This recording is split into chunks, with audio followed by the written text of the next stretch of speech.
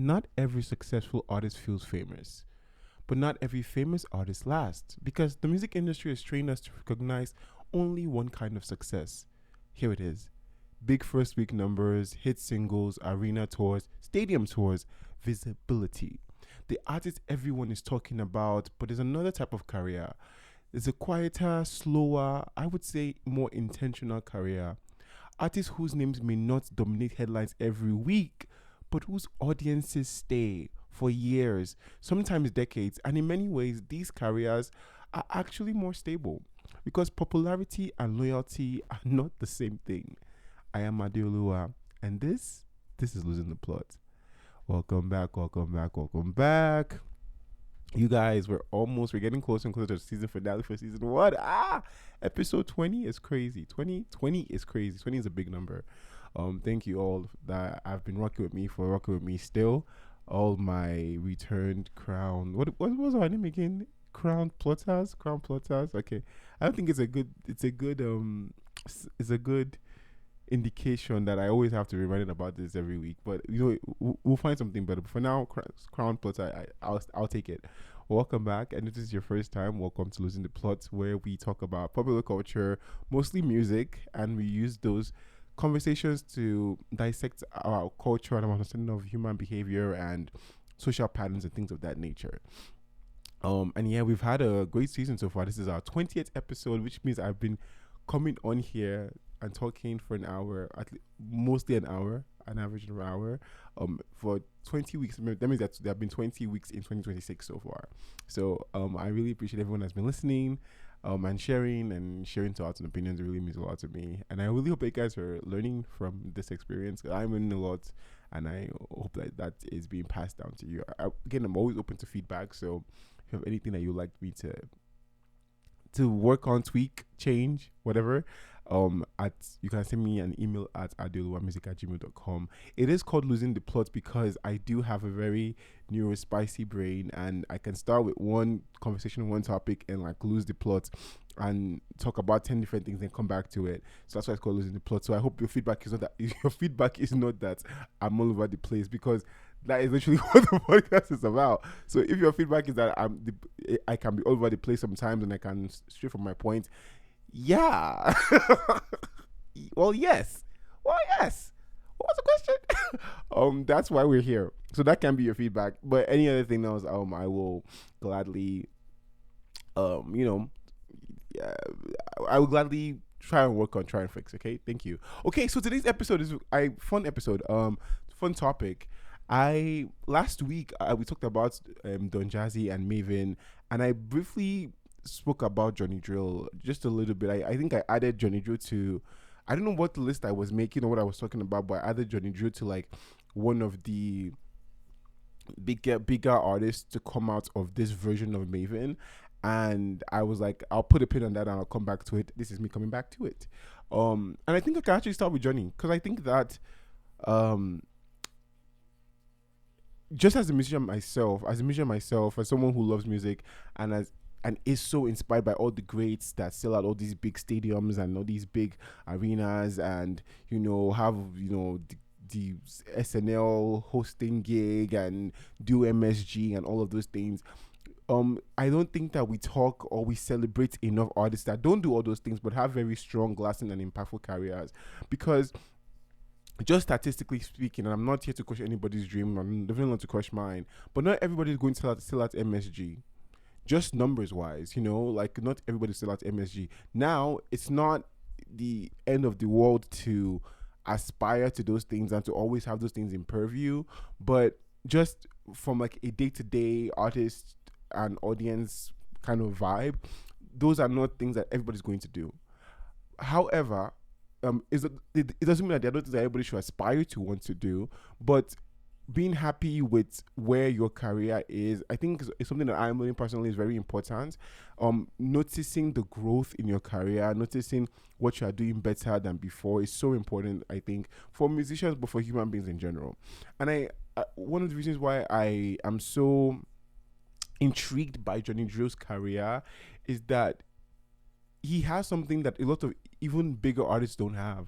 And he has a been able to build a community out of his fans, and he has a very strong fan base. He has a very tight fan base where like if he books the right venue and puts the right resources, those will sell out and they will not stop talking about it. And for whatever time that they have the news cycle in captive for, that will be all you will see and hear.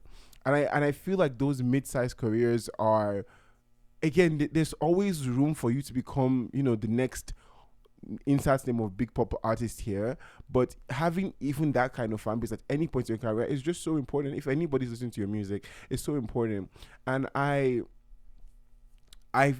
just so impressed by those kind of careers, and a lot of my favorite artists have those kind of careers where they are what you'd call niche artists, and they have careers that are so specific to themselves and specific to their fan bases and their communities. And on the grander, wider pop conversation, they might be overlooked. But let me tell you something about the mid-sized baddies. That check, that coin, they have it. They sell out steadily. They book festivals steadily. They have a job. They can always rely on this amount of people to show for whatever they are going to do at any point in time, no matter what the trends are saying in the music industry. And we'll get to that a little bit. They have 10 people, 100 people, 500 people, 1,000 people, 1,500 people, 2,000 people that no matter what they're doing, wherever they're doing in the world, will show up, will listen to the album. And they can plan with those numbers in sight. And again, I'm sure they're always aiming to kind of scale up and increase that number, but they have a steady base, and that is very profitable to them because they know who they're speaking to and they can adjust to that. The music industry often measures success through visibility, and I think as audience members and as consumers of music, we also have we also measure success through those metrics. So like chart positions, viral moments, cultural dominance. And it's also the reason why when most fandoms are having conversation about why they think their fave is the best, those are the things they point to. But some of the most enduring artists in modern music have built their careers through a completely different model. And it's not mass obsession. It's not everywhere all at once. It's not that inescapable. It's not them, being on the cover of Vogue and being on the cover of Vanity Fair and having a scandal and doing all of that. They have been able to build those careers on depth. I think this is important because this very first point is important because depth means different things to different artists. Depth also means different things to different fan bases. And what I mean by that is that you will hear an artist and a niche artist that is doing well and selling out stadiums, and to you, like, oh my God, is this the music that this person is making and all these 5,000 people are showing up for every week? Yes. Well, yes, it is. And that depth is how they're able to keep that fan base, because those people that are going there to buy that music or support that artist, they're getting exactly what they want, and to them it's deep. To them, this is good music, right? So depth, to me, the older I get and the more I make music, I actually have a quip here. I'll lose it a little bit. So I have I didn't selflessly promote myself. So May 15th, I have my new song Flow coming out. Whoop whoop. Available everywhere. If you had listened to this before May 15th, go pre-order, pre-save it. But ideally, you will probably be hearing this podcast a day before the song comes out. So, anyways, so yeah, I've been going ham. H factor. I've been going ham hard promoting Flow before the release, and it's actually a lot of work. There's a lot of planning and recording and editing and all these things. But the game is a game. It's fine. And for the first time in a long time, with promoting Flow on certain platforms, I've been getting some hate comments. I've been getting hate comments. People have been insulting my song and insulting me. I think also, I feel like I want to say that I'm not surprised. I want to say that I think I understand why.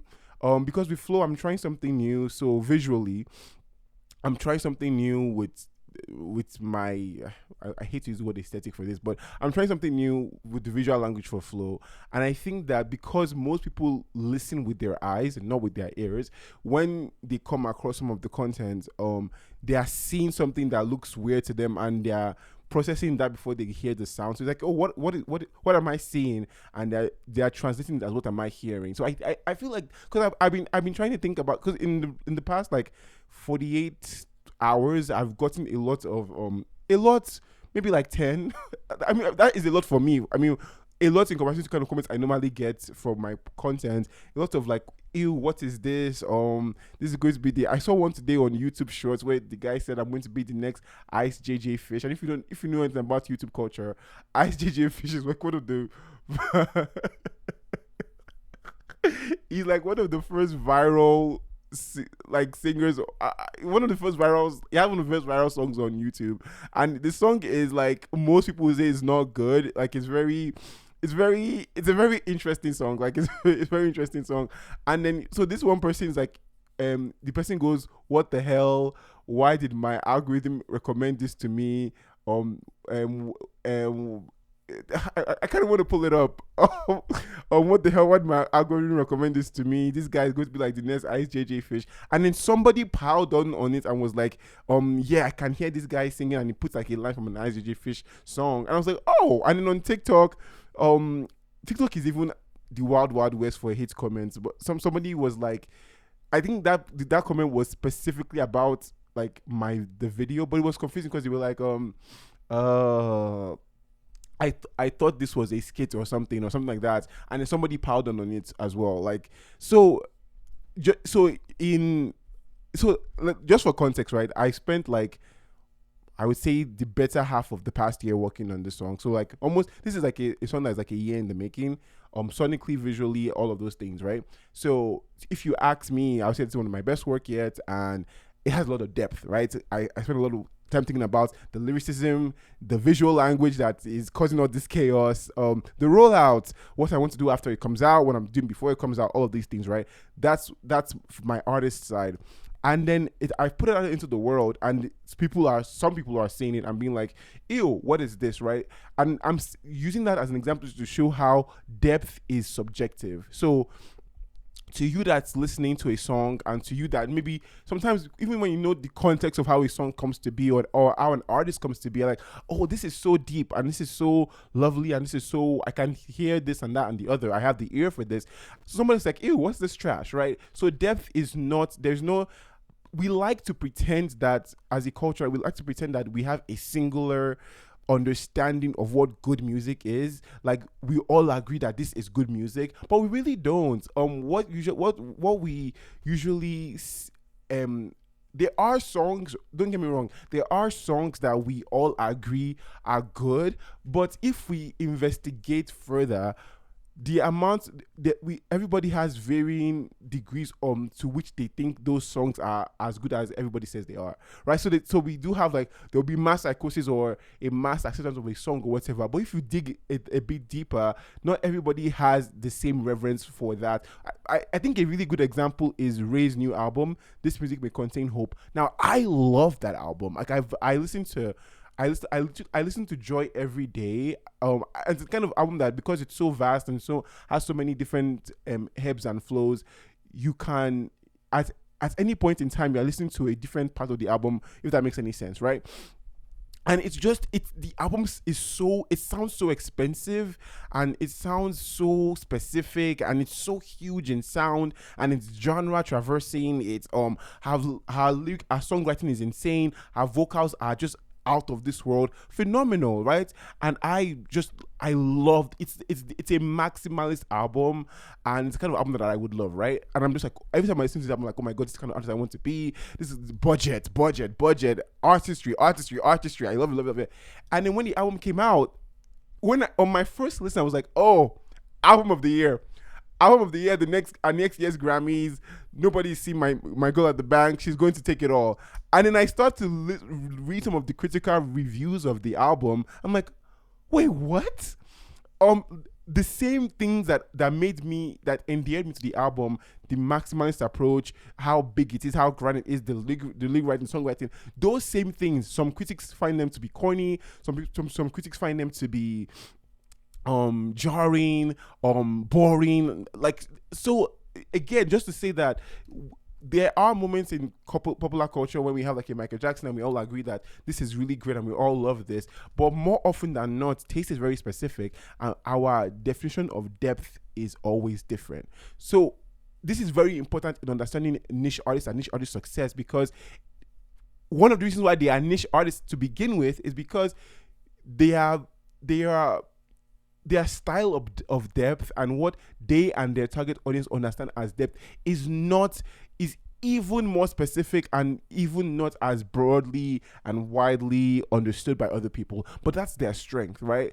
I think of niche artists in Nigeria. I would say Asha it's very interesting to me to make that statement, that Asha is a niche artist. I mean, she is, but she's also such a she's also such an iconic artist as well, which is something that will run into where a lot of niche artists are very iconic, but they don't break through in the fold. Like, for example, Asha doesn't break through the fold in the same way like a Tiwa Savage has, or the same way like an Ira Star has. But she's niche in that way, but she's still very known. So they live in this dichotomy of them being like uber respected and uber famous, but just not as famous or not as widely acclaimed. So in the Western, one of the, like, when you say niche artists in Western pop music, one name that almost always comes up, or one that people immediately go to, is Robyn.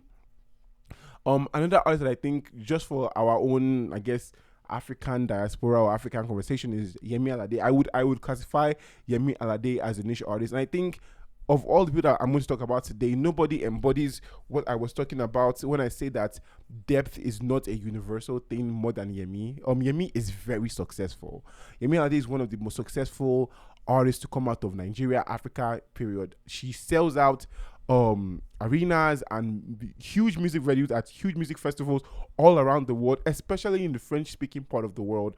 I used to live in Montreal, and there was a concert in Montreal, there's I miss Montreal, but there's like during the summer they host a lot of free concerts for people to come and watch artists, and Yemi Alade headlined the year I was there. The crowd was insane and people knew the songs. This is Montreal, Canada, right? But that being Yemi Alade being successful in French-speaking countries and just in just countries that like in Africa in general, but she's not in the news cycle or in chart position. She's not a cultural behemoth like, let's say, Tiwa, right? But she's still very successful. Her bills are paid. You know what I'm saying? Her bills are paid. Even if you look at her streaming numbers, like, she's very successful, but in a very niche and specific way. I was talking about Johnny Drew. Somebody else that comes to mind that I also love so much is Ric Hassani. Again, bills are paid, sells out venues. People all over the world know his music. But again, not a widely acclaimed cultural bohemian. Has brand deals, a reliable person for brand deals, because the branding, and that's another cool thing about niche artists, is that because they're niche, they get to be so specific in such a crazy way, and it makes them reliable because they are the harbingers of their own ideas and their own sound and their own evolution. So they didn't build the biggest audiences, but they built the most committed ones, because being a niche artist becomes a real recognized, real kind of situation where it's like, I see you are funky and weird and specific. I'm funky and weird and specific. You're going to be my star. So, so that's a very important thing to understand about niche artists. Child, let me take a sip of this tea real quick. 1 second. Okay, let's get back into it. So let's talk about the industry's definition of success, right? So the modern industry rewards scale, streaming numbers, algorithm, and virality. let's talk about streaming. I am getting tired of talking about streaming so much. It's just such an inescapable aspect of music today. You have to talk about streaming in serious music conversations. I will keep this one brief though. Only because you can manipulate streaming numbers. I don't, like, I don't know if this is news to anybody that's listening, but there are these things called streaming farms where, like, you can automate computers to be playing the artist's song, and the artist will now have these crazy streaming numbers and where they'll break all these records, but they don't have any real fans. And you probably know an artist or two, actually, coincidentally, who are stream farming because you go to their Spotify and they have 1 million followers, but they've never had a sold out show anywhere. Where are those 1 million followers? Also, not yeah, and this is not to say that everybody is stream farming, but even people that are not stream farming, so even if they have those numbers organically or through the right source and through the right means, there's still a disconnect, because what's most likely happening is that there are songs that getting playlisted in faceless playlists, where there are songs that fit in a vibe, a mood, a whatever, and that will get them paid. That will get you a nice check. But it won't make you. You can't start the show. You may not be able to sell out merch because they don't. The audience, the listener, doesn't know who you are. They know your song. They know what you sound like in the midst of other people that sound and feel like you, but they don't know you. And that, so streaming is a losing battle sometimes. And I think for niche artists, it can be both a strength and both a a weakness. So like a strength being in the fact that because they are so niche, if they're able to make music that their target audience really wants, they can fit in any playlist and be faceless, and they can be the supporting act in terms of playlisting for artists that the main artists in their genres. So if number one artist is Zara Larsson, and you make Zara Larsson kind of music, then you can be number 5, 6, or 7. Still kind of faceless, but it will get you a coin. And the weakness of that would just be that when people are looking at numbers, exactly. So when people are saying, this person is better than your own person because this person has so numbers. If you're a niche artist, there's a chance that your stream numbers will not be popping. But again, I feel the same way about algorithms and virality. Honestly, there is a manual for going viral. At some point in human history, every content creator of whatever scale would have had at least 1 or 3 viral moments. Just like at some point, they may not have it consistently, but at some point, if you're a content creator and you're making content for a while, you have a viral moment. So it's not the be all and end all, because virality does not translate into a faithful follower base. So if you're, for example, a musician and you go viral for the one song, there's not always a lot of crossover. There's not always lots of, okay, now I'll go into the rest of their catalog. You have to go viral for the other song, my dear. Yes, you have to go viral for the other song. They came because of the one song. I remember you had the dance to that one. They came for the song and the dance. As they have gotten that song and the dance, make another song and make another dance. Pele, mabinu, don't cry. Don't cry. Oh, you thought that was it? You thought that, this one song, I'm set for life. No, you're not, sweetie. Be so for real. So I feel about these things, these definitions of success. I might be a bit jaded about them because of all the research I've done towards them and all the upcoming artists. You're trying to get yourself out there, put your sound out, and I'm just like, this is like, they're nice to haves. Yeah, they're nice to haves, but I wouldn't anchor my definition of success on those things. Also, and when it comes to charting, especially with Billboard, the rules of what it means or what it would take for you to have a gold record or a platinum record or a diamond record, they change so often, and to the point of ridiculousness, to the point where if you had put out a song in a certain year, you might have had a gold record then, but because you put that out in this year and the rules have changed, you don't have a gold record. Or if you didn't have, if you put out a song in a certain year, you would not have been number 1 on Billboard, because you put out in this year, now you're number 1 for 14 weeks.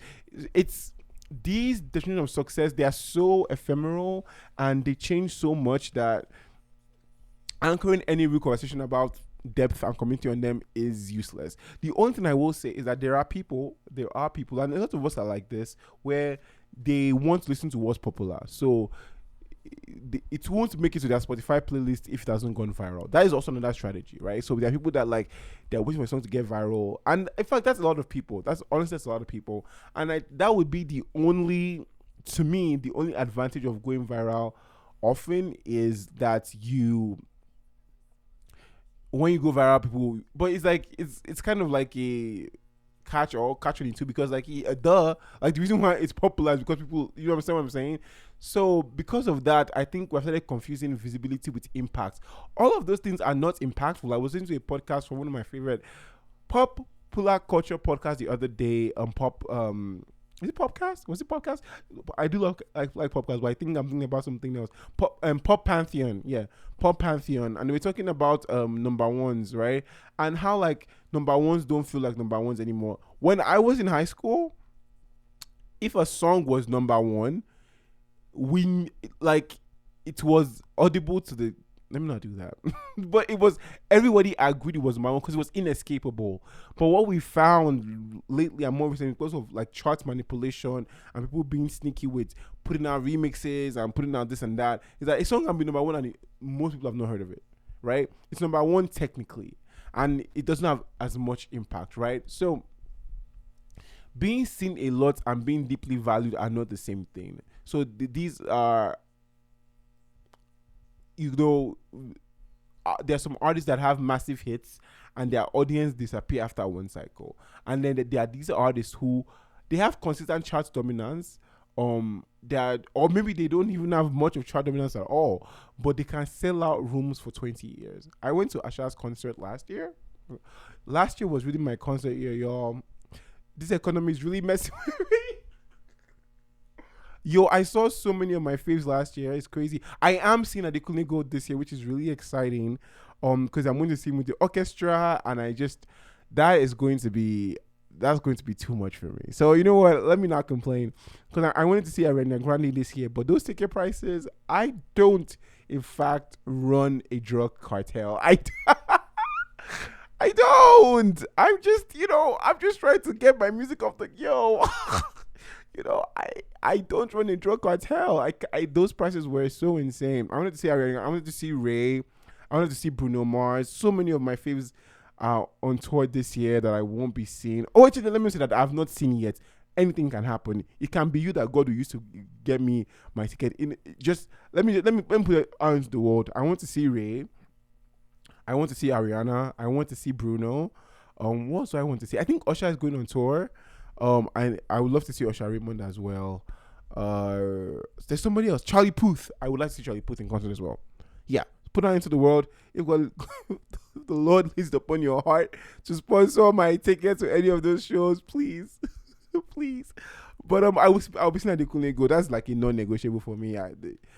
May the economy not be too bad for me not to see Adekunle Gold. You know what I'm saying? That would be really that's where we've really lost the plot as a culture. You know what I'm saying? That's what I'm saying. We've really lost the plot as a culture. If I can't see AG, that's really when we have problems. Because like what? You know what I mean? Like that's not even okay. That wouldn't be okay for me. That would be too much for me. That would be way too much for me. Anyways, but I'm really excited to see Adekunle Gold with the orchestra. And how did we get here? Sorry, I really lost my. Okay. So losing the plot. What can I say? Losing the plot with Adeoluwa. These are the things. These are the yams. These are the issues.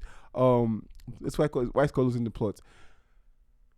I think I was talking about how niche artists have really good performances. I think that was where I was headed. Because they can sell out rooms for 20 years. Oh, I saw Asha last year. That's how I got here. I saw Asha last year. And it was one of the best concerts I've been to like in my life. It was just amazing. It was insane. The crowd work that she does, her singing, her band,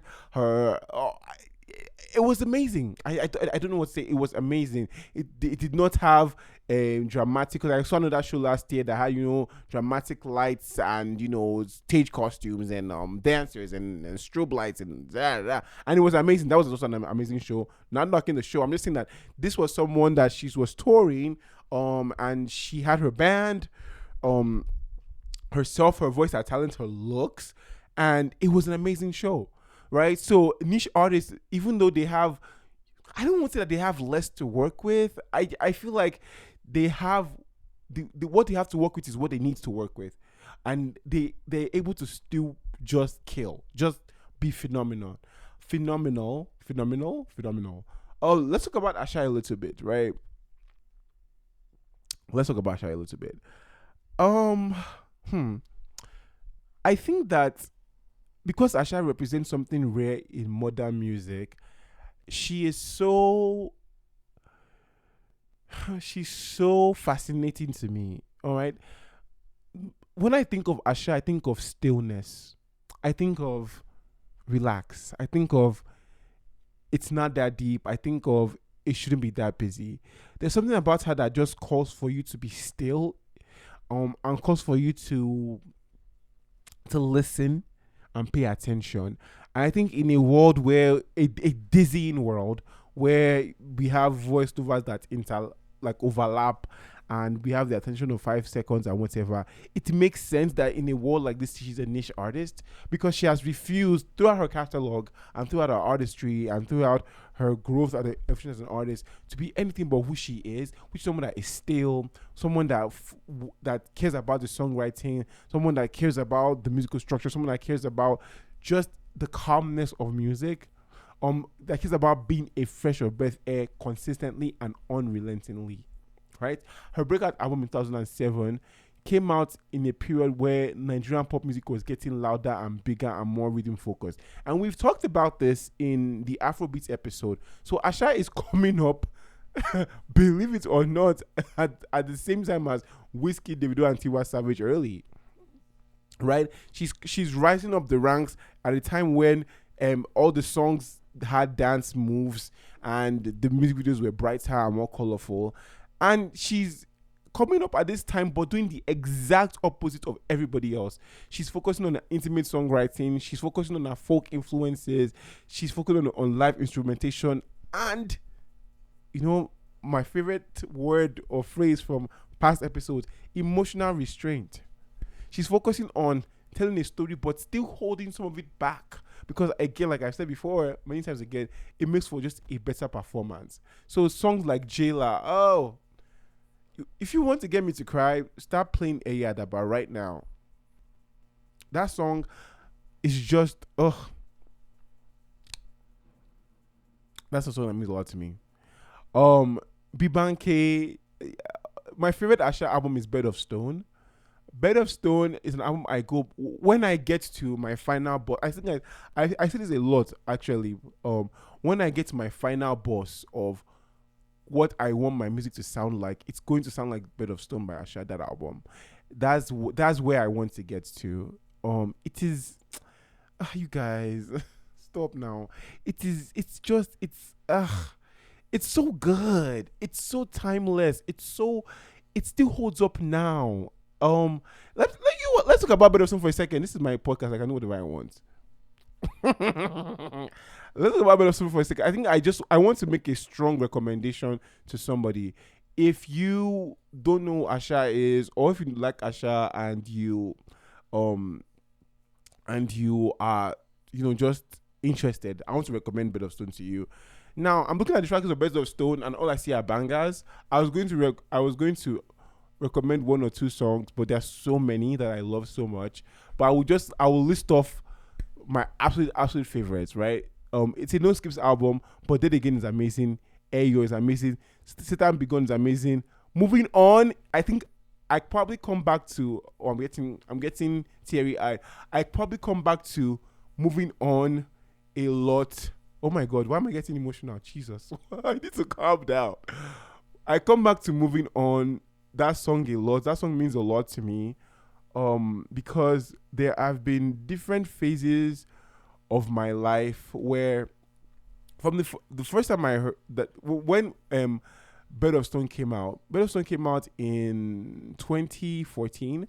I had just moved back to Nigeria, from living in New Jersey. I just moved back to Nigeria, and I started going to university, and I was having such a hard time, like, blending in. not even blending in. I would never use a word like blending in. What am I talking about? I never. It's never my goal in life to blend in. Sorry, but I was having a hard time. Let me say I was having a hard time making friends. I'm not the kind of person that blends in, but was having a hard time making friends because I changed countries and I didn't realize how Americanized I had gotten. I had this very thick American accent. I was listening to Birdie. I was just very out of my depth. And it was those years when those years when I first came back to Nigeria, they were so hard for me, and it took me a while to make friends, and I was. I think I was already okay being so different from everybody else in terms of how I thought and what I liked and whatever. So that wasn't the issue, but I was really, really lonely. Like, apart from my family, which anyone that knows my family, there's a lot of love in my house. So like that, so my family wasn't an issue, but like just like going away to school and like, I remember like I would like walk. I wouldn't take the bus to class. Oh geez, I wouldn't take the bus to class. I would like walk to class because I didn't want to be in the bus and people like either make fun of what I was wearing or whatever. So I would like walk all these very long walks to class, and I would like do my assignments. Wake up really early. Like I would wake up super early in the morning, do my assignments and prepare for my lecture. Because I was studying mass communication, which I really love my course. So I was always excited to prepare for class. Do all of that, then I would get ready like before anybody had even woken up. I would start walking to the lecture hall, and I would get to the lecture hall at an unreasonable early time.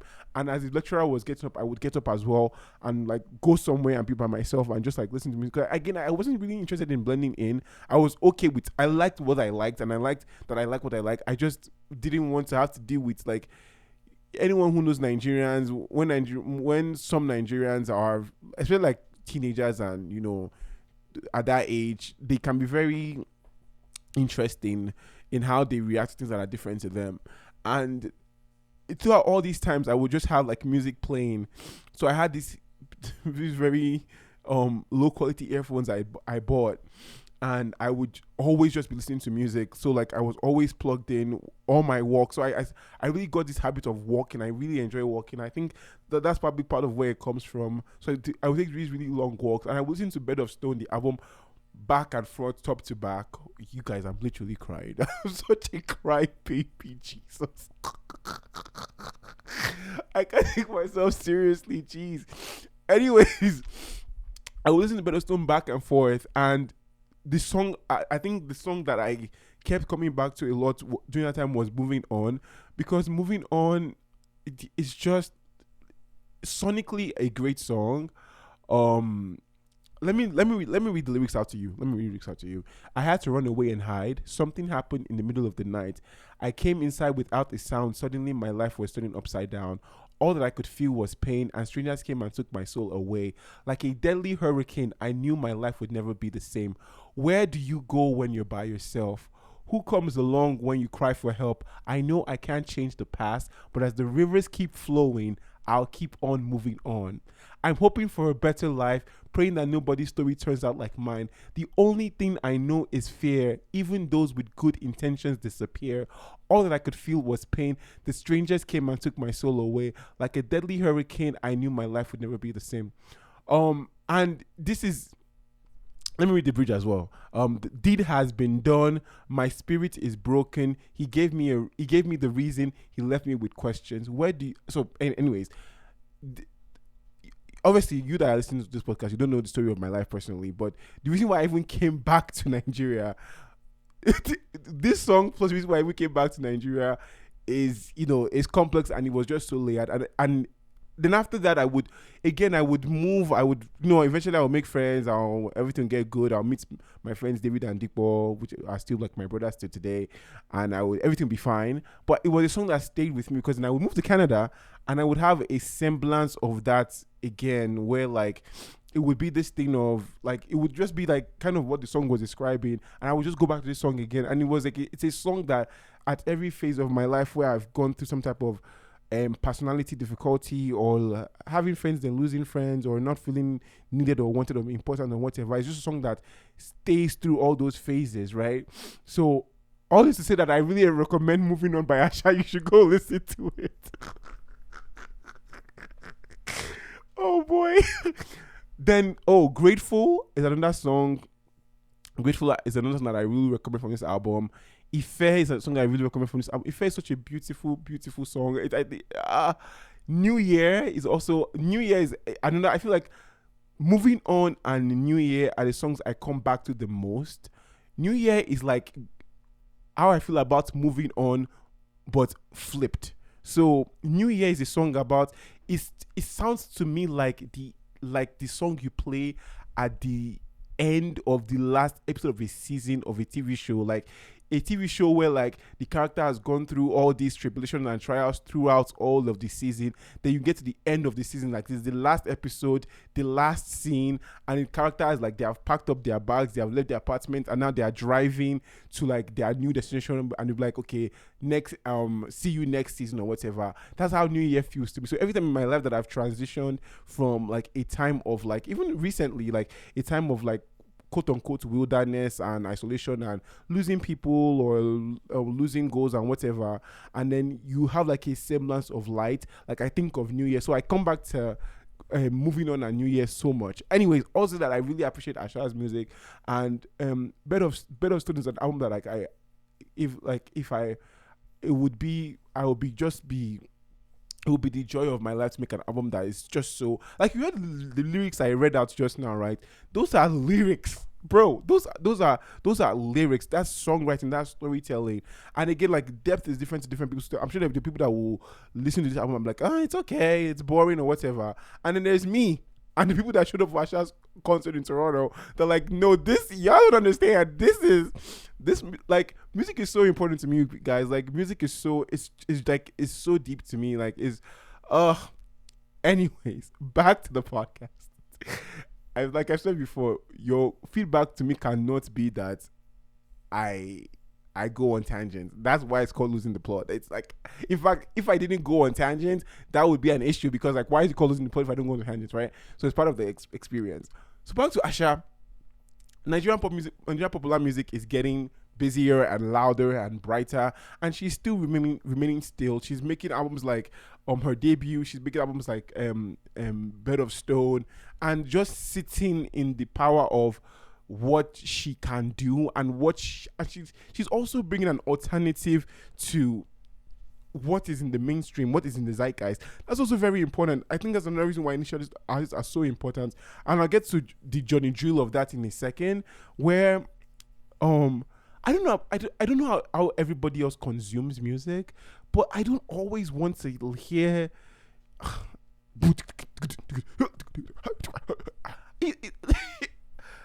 sometimes, like, give me a guitar and give me, like, there'll be times where I just want to hear guitar and vocals. Sometimes I don't really want to hear vocals. I want a song that is heavy on production. Sometimes I want my speakers blasting and rooftop down and all of those things.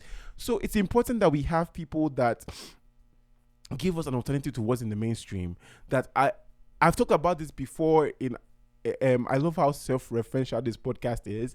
But I've talked about this before when I was talking about the cyclical trends of popular music. So every 3 or 4 years, popular music changes, and because there are only so many genres and so many top lines in music conversation so far, we always come back to a sound or a vibe every 2 decades, 3 decades or so. It might take a while for other genres, for some genres more than others, but we always come back to a particular sound on era in music at some point, right? And that's why if an artist, what I was saying to that effect, if an artist, like, for example, you make rock music, just because everybody's listening to Afro beats now does not mean you should start making Afro beats music. Keep making rock music, so that when the tides change and we come back to rock music, you will have become even better with your craft, and nobody able to make rock music like you, right? And I feel the same way. I feel like another reason why initiatives are so important, and understanding that as an independent artist is also very important, because you get to own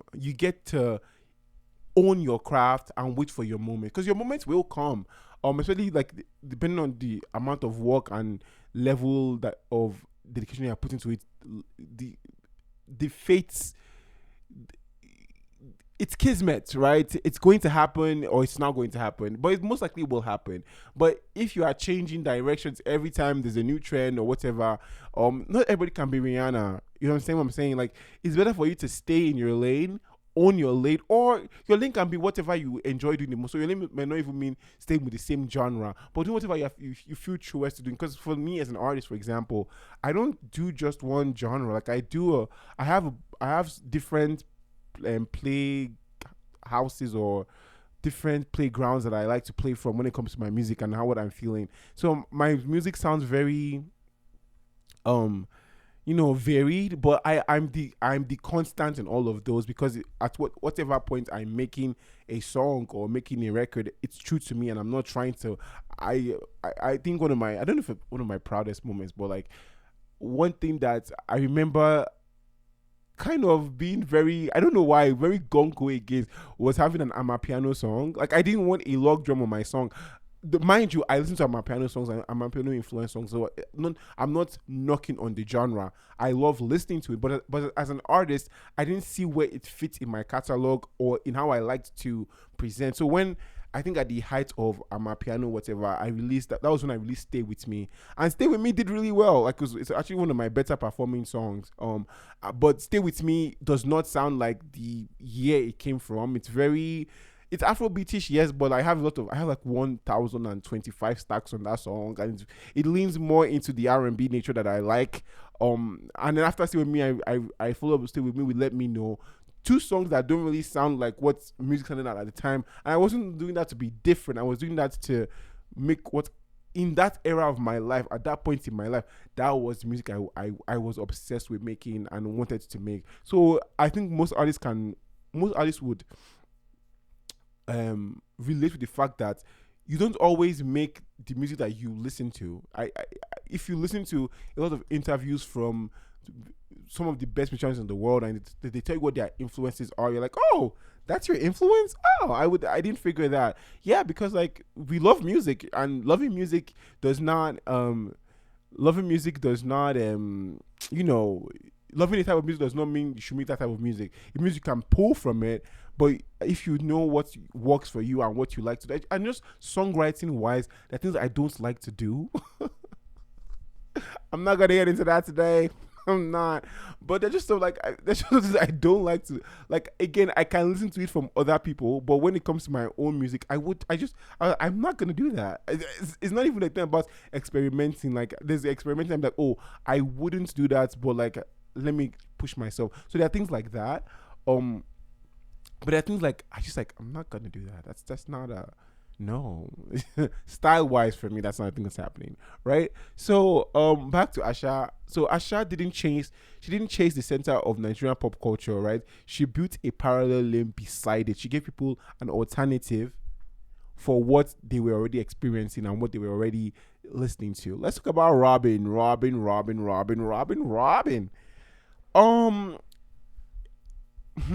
So when you're talking about Western pop music, so music comes from America, the UK, and whatever.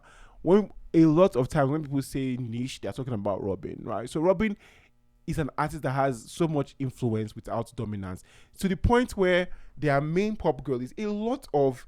In fact, if you do a survey and you watch a lot of interviews of the main pop girls from any era, they almost all always reference Robyn. So she does have she's very influential in her style and the things that she does.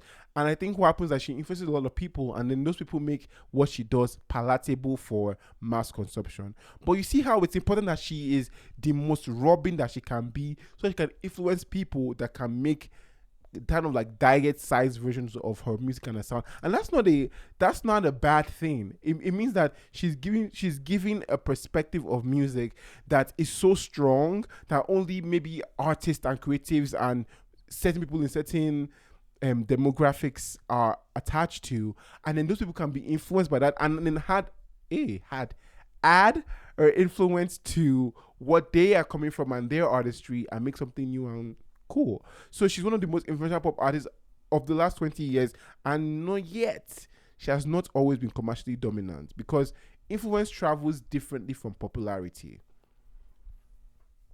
I'll say it again. Influence travels differently from popularity. So you can be influential and not the most popular person. So you can have the meanest burger on the corner of 17 and 16, right? And that's the only place where you have a burger. But guess what? A bunch of chefs come to your burger place and they come and get your recipe and they love how you cook and they go out to work at McDonald's and work at Popeyes and they use your style of burger making. So popularity does not influence make and vice versa. For example, her 2010 Body Talk era has become one of the most foundational albums and sounds for modern emotional pop. So like think about like Charlie XCX, Carly Rae Jepsen, Taylor Swift. They all operate in a landscape that Robyn helped shape. So some artists change the charts and other artists change the language of music itself. Let's talk about Yemi Alade. Yemi Alade. Yeah. Now, Yemi gets a lot of hate, which I don't think is a controversial thing to say. I'm not saying that I hate her. I'm just saying that in general, Yemi gets a lot of hate. To an extent, I understand some of it. But again, it comes back to this definition of what is good music and what is depth, right? She has a very specific sound, and I love how stubborn she is about what her sound is and what she can do, because Yemi can sing. You guys, I've watched Yemi Alade perform live, I think twice now. Yemi can really sing and she can really dance. Like she really, like when it comes to that, like you are singing and dancing, you have the stamina, you have the know-how, the skill. She can really do those things. And I think that's one of the things that our audience is attracted to. Like, some artists are, like, I like to say that I like recording music, but where I thrive on is on stage. Like, I see recorded music as a vehicle for stage shows. Speaking of stage shows, if you're in Calgary, no, I've been plugging myself to this podcast, oh Jesus. But stay with me. No leave me. If you're in the city of Calgary on May 23rd, I will be performing at the East Town Get Down Festival. I'm really, really, really excited for this show. It's going to be a full band show. I mean, all my shows are full band shows. Why did I say like that? Okay, but it's going to be a full band show, and I'm just really pumped for it. It's like we've been working really hard on the set and the performance and the song. I'll be performing Flow, obviously, at the show. So it'll be the first performance of Flow post-release, which is also really exciting. So if you're in Calgary, at Drille Music, check the link in my bio and get your tickets, and I will see you there. And there'll be a bunch of other amazing like Calgary artists there. I'm really blessed and feeling very grateful that I'm starting to like break into the Calgary music scene. Like there are people that know me and like who call me for things now, and like I'm just getting that good gospel of Adeoluwa music out into the Calgary space, and I'm really grateful for that, because like the caliber of musicians here is so wow. Like I go to some shows and I see what people are doing, and I'm like, yo, you guys are like, people are crushing it in Calgary, bro. Crushing. I'm talking about people that have backup dancers and are doing choreo, people that have like full, like ginormous bands. Like the musical scene here is so amazing, and I've gotten to work with and meet a lot of artists so far, and people, they're also very kind. I'm thinking about earlier this year when I was doing my Day Forever promo, and I used exclusively, I think, only musicians in Calgary, and these are like in the Calgary music scene. These are like great people. Like these are like the people holding down Calgary music scene, and they're so kind and so lovely. So I'm just so honored to finally be breaking through in some or the other and joining that caliber of musicians. So if you are in Calgary, May 23rd, please come out and support your boy. It's gonna be a great time. If you've been to my show, my shows are a great time. Don't even do that. But yeah, anyways, back to Yemi. Yeah, so Yemi, like, she has a very specific sound and a very place she go to. But her performance, I think our audience cares a lot about performance. So there are artists, like I was saying before I lost the plot there, that care more about the live show than the recorded music. And some of their audiences are like that the same way. Like, you know what, I'll stream her songs here and there. What I want to do is see the show, which works out for her because the show is where she makes the money. So, right, so the internet often centers American validation as a measure of global success, but Yemi has built an entire international audience outside of those conversations. So I think after Journey in 2014, her music traveled aggressively throughout Africa, and she did a very smart thing where she recorded French versions of her own songs. I don't know many Nigerian artists who did that at the time. So even before it was popular to do so, she was already recording French versions of her songs. So there's a French version of Johnny and some of her other songs that have gone viral in all these different places. So when it comes to touring circuits and international festivals, she is popping. Yesterday, she met the president of France. Like, you know what I'm saying? Like, she's doing really well for herself. Like, so you might not, like, appreciate her tone or her songwriting or her production, but that doesn't mean she's not good, and doesn't mean that other people don't, right? So she may not dominate every online debate, but our audience exists in the real world, and they are willing to pay coin. They're willing to do what? Pay coin to see her. Okay? So again, like, we are kind of trained to think of success in music as one thing. Like, it's like a thing where, like, people will be like, where this person even they say, like, where's this person? Since they put out the second, they are touring and making money. Yeah, they are touring and making money. So, like, this narrative of, like, if I can't see you, I have not heard your latest hit, you're not doing well. We, as audience and music consumers, we really need to dead that. We need to dead that, because with Yemi, she may not dominate every online debate, but our audience exists in the real world, and that's the distinction that matters, because digital visibility can distort how we measure cultural reach. Let's talk about my boy Johnny Drille. I already talked about Johnny already. I'm still studying Johnny as an artist, like as artist or artist. I'm studying Johnny. I'm studying what he does, how he does it. I think one of the things that I've gleaned from Johnny, which is such a hard thing for me because all I want to do is sing, but Johnny doesn't just sing, right? Johnny produces for other people. He mixes and masters for other people. He writes songs for other people. He does background vocals for other people. So Johnny is this ecosystem of, like, yes, I'm a star and yes, I have my own whatever, but he works with other people, and I think it adds to the flavor of his music as well. Because one of the things about Johnny, kind of like similar to Asha, is that there's a stillness about him and his music, and he's an artist who succeeds by refusing urgency. So think about Johnny Drille rising up at a time when Afrobeats became increasingly optimized for clubs and streaming, and Johnny continues to lean into softness and acoustic textures and vulnerability and emotion, right? His music doesn't demand attention, it demands attachments, which it makes sense that a lot of his fan base is women. And my dream, you guys, my dream is to have a fan base of mostly women, honestly. And not to sound like a woman rapper or anything, but when women support you, they really they take it like a religion, bruh. The most successful artists in the world are anchored by their female fans. So the prayer I pray every day that the girlies will find me and the girlies will like me for the female gaze, But yeah, Johnny is just he's so impressive to me. Every time I see a Johnny's Room clip, I'm just like, bro, this is someone that he knows his craft. Like, that's a singer, that's a songer, that's a performer. He knows his craft and he knows his audience, and he's just ever evolving. His music doesn't demand attention, it ends attachment, and the attachment he has made with that is powerful because people return to music that feels emotionally safe. And let's talk about Ric Hassani. Similar to Johnny Drille, like I think of Ric Hassani and Johnny Drille as, in my head, my non-Yoruba brothers, right?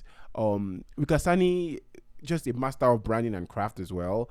And he's so consistent, like not consistent in controversy or consistent in reinvention, but consistent in what his fans, when they go to the Ric Hassani store, what they are going to buy. So that's romantic songwriting, stable identity, emotional clarity, right? It's artists like Asha, Johnny Drille, and Ric Hassani are so important because in a chaotic industry, their consistency itself becomes their branding, right?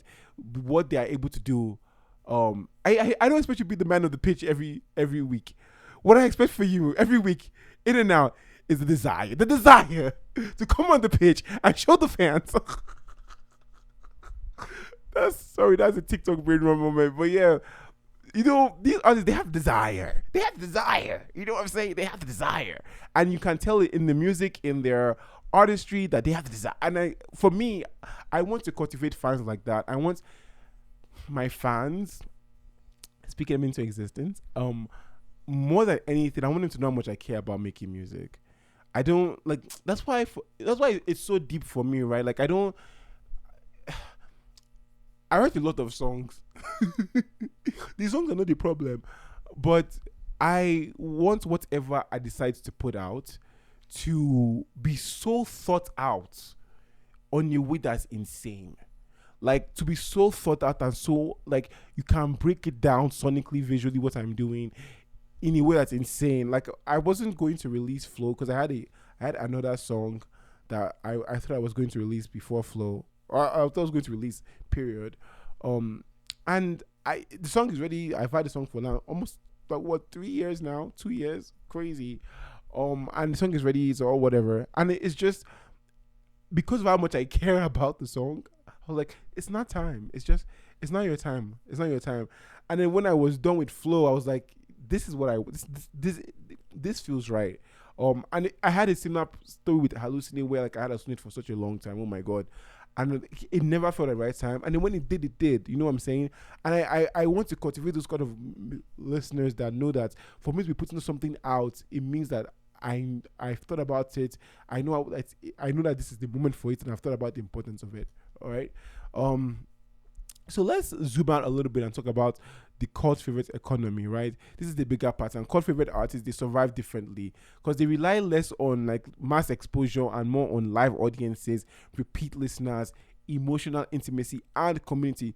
Heavy on the community, because one of the things that bonds, when I went to Asha's show, I made so many new friends. I still talk to them. I mean, we are not like internet friends, but, like, for you to come to an Asha show in the winter, you know what I'm saying? Like, you really love her, and it also says about your character, what kind of person that you are. It's kind of like going to like a Dunsio Econ administration and making friends as well, right? There's like there's a cute story about a Dunsio, but it's not my story to tell. Anyway, let's move on. But yeah, like, there is a kindredness there, and the community that they cultivate, they don't just consume music, they protect it. Like, they're very protective of their artists and the songs that they make and their ability to make those kind of music. And for cult artists, there's nothing more important than a live show. I touched on this a bit earlier in the episode when I was talking about going to see Asha, but, like, as a cult artist, you don't usually get the opportunity to be a bedroom artist.